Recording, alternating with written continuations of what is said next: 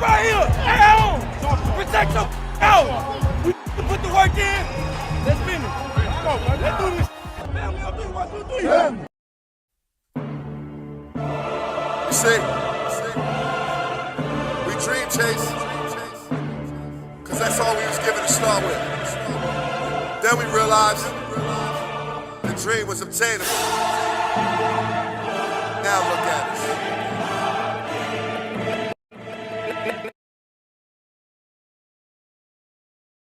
What up, family? Welcome back to another episode of the Main Thing Podcast Presents. I'm your man, Big Huss, the one you trust, tapping in with that midnight green medicine. Now, you know if it's Eagles football, we all on it. So let's get to the main thing. Now, today's episode, we got a real conversation to have, and I'm talking about the future of the franchise on two fronts. On one side, you got ownership, right?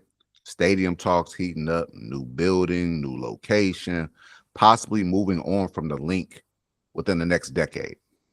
Then on the other side, you got the trenches, the foundation, the identity of Eagles football. We're talking offensive line reinforcements, potential first-round targets, and whether the team is actually preparing for the future or just reacting to the present. So today we're breaking it all down. Do the Eagles really need a new stadium? What does it mean for the identity of the franchise? And more importantly, are they about to reload on the offensive line in the right way in the 2026 draft or not? But before we jump into all this, please make sure that you're commenting, liking, and most of all, subscribe to the channel so you don't miss when me and Mr. Owens hit y'all in the head with these videos. Let's not waste no more time. Let's get to it. Ownership has made it clear. They're exploring options beyond Lincoln Financial Field. And now that lease, runs through 2032. But after that, look, everything's on the table. Now, let me be real with you. This feels like less of a need and more like a business move waiting to happen. You know what I mean? Because let's just call it what it is. The link isn't outdated. It's still one of the better game day environments in the league, bar none. And it holds history, culture, and identity that we've built for over 50 years now. But in today's NFL, it's not just about football anymore, right? It's about the cameras, the lights, the feng shui, the vibe, right? It's about revenue streams, year-round events, luxury experiences, and real estate development. And that's what these new stadiums are really mostly concerned with. But here's where it kind of gets a little tricky. You're starting to hear whispers about public funding, potential relocation within the city, or even leaving South Philly altogether. And as an Eagles fan, that's where I gotta be like, pump the brakes, hold on, wait a minute. Because this isn't just a building. It's part of the Eagles' DNA, right? South Philly has been the home for the Eagles for, like I said, over 50 years. You mess with that, you're messing with tradition. And what we built, man, it just can't be just acted, copied, right? They really dug in and made South Philly home. So the question becomes, is this about improving the fan experience or more about maximizing ownership profits? And we've seen how that goes, i.e. Jerry Jones. Because those are not always the same thing, and I'll say it plainly. A new stadium might feel inevitable. It's bound to happen at some point. But right now, it's definitely not necessary. Now, while ownership is thinking long-term business, right? The roster has its own long-term issue, and that's the offensive line. Once again, let's be honest. 2025, it exposed a few things on that offense, right? One of those things being the offensive line. This unit, once the strength of the team started to show some cracks, right? You had injuries across the board from Landon Dickerson to Beef Jergy to Paved Lane Johnson. And now, speaking of Lane, you're talking about a future Hall of Famer. But right now, that future Hall of Famer is also 36 years old. And that's not a knock on Lane. Like Mr. Owens said, he is elite, capital E, right? And that's reality. But the Eagles haven't drafted a first-round offensive lineman since 2019. And that's just not how this franchise usually operates, right? Historically, they stay ahead of the curve. But right now, they're kind of flirting with being behind it. They're teetering right now. So the 2026 draft, it feels like a time to reset and not just plug a hole. We got to stop putting band-aids on some of these things and just outright fix the issue. But in this draft, they could find the next cornerstone. So let's break down a few of the names. Mr. Owens did a beautiful job in his shoot discussing some potential prospects. He had mentioned the line, receiver group, defensive line, and so forth. But today we're going to kind of focus on the offensive line, a few of the names that he brought up, And one of those names, Kadyn Proctor. Now look, ladies and gentlemen, this dude, he's not just big. He's built differently. Pause, right? We're talking 6'7", 350 pounds plus. He's a massive human being. Then at that size, he still pulled off a 32.5-inch vertical, which lets you know at that 350 plus weight, he's still explosive. He's getting off the ball. That's insane for a man that size, like truly. Built like a nose tackle, but moving like a wide receiver. These athletes are getting ridiculous with these young men, right? They call him the human forklift, and guess what? It fits. Now, what he does well, he dominates in the run game, moves defenders off the ball with ease, and plays with aggression and power. And aggression isn't something that you could just coach. As a player, you kind of got to have it or you don't. So when he's locked in, the man's overwhelming. Truly, I've seen a couple of games. He was throwing young men left and right? But some of the bad, some concerns, technique consistency, which you expect out of young players most times, right? Pad level, which I also expect. Talking about this guy is 6'7", 350 plus pounds. I can see pad level being an issue. Staying low is tiring. Got to work on his condition a little bit. And then speaking of conditioning,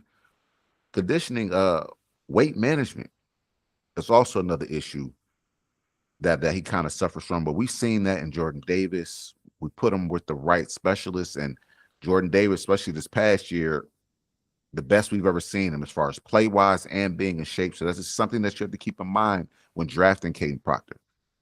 But all of this is important, right? Because some scouts believe that he might actually be better as a guard than a tackle at the next level. And look, there's nothing wrong with that. If you're the Eagles, you don't shy away from that. You value versatility. And this kid can offer you that at that size.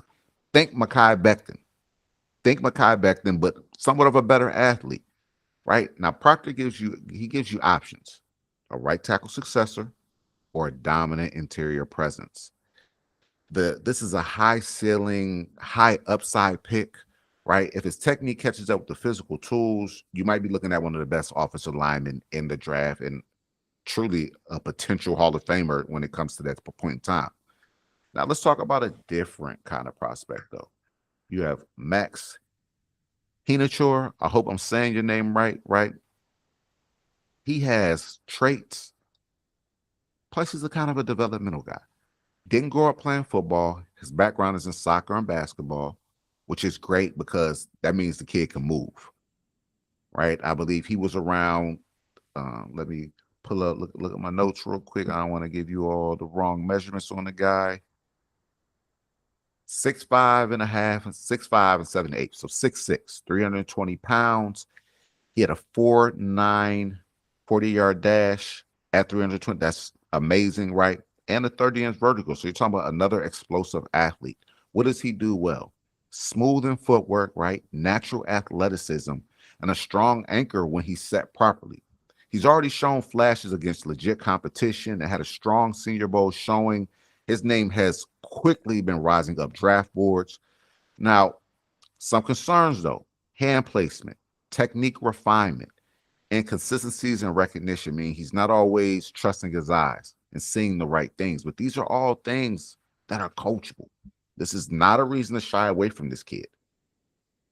The physical tools are there, right? You just got to have the mental catch up a bit. Now, he's the type of player that rises late in the process. Why? Because upside matters, especially in a weaker tackle class. Comparison-wise, you've been hearing names like Ikem Ekwonu, right? And that tells you everything. He's had a decent career. He's hung around, but he's not finished. But although he's not finished, Max is still a dangerous prospect. I think that Philadelphia would love to have this kid. He really has shown some great tape.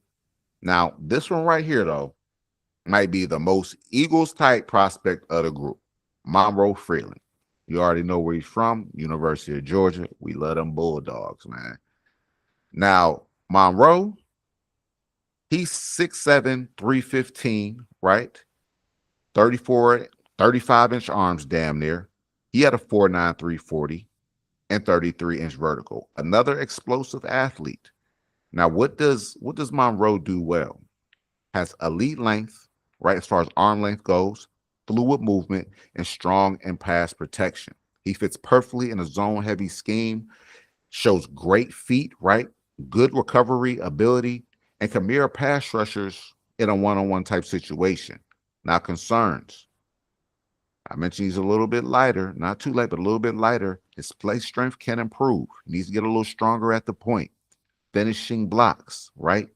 And has a little bit, you could say, limited experience. Not as much experience as the other two guys. Now, he's still developing, physically and technically, but that's nothing. We've shown in Philadelphia that we can groom players and get the most out of them, right? Now, this is a projection pick. You're betting on what he's to become, not what he is today. But if it hits, you're getting a long-term starting tackle.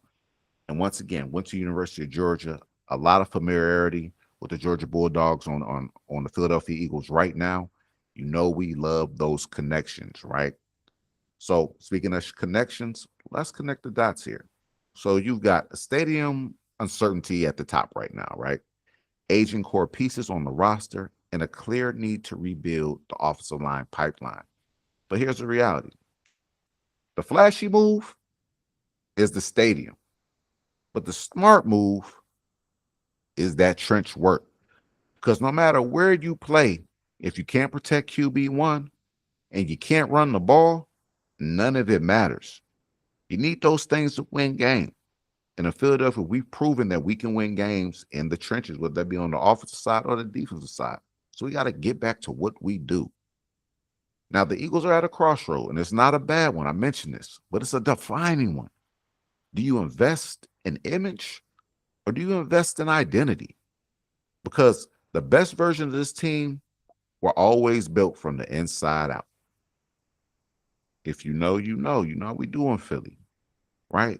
And the offensive line wasn't just a position group. No, it was a heartbeat of this team.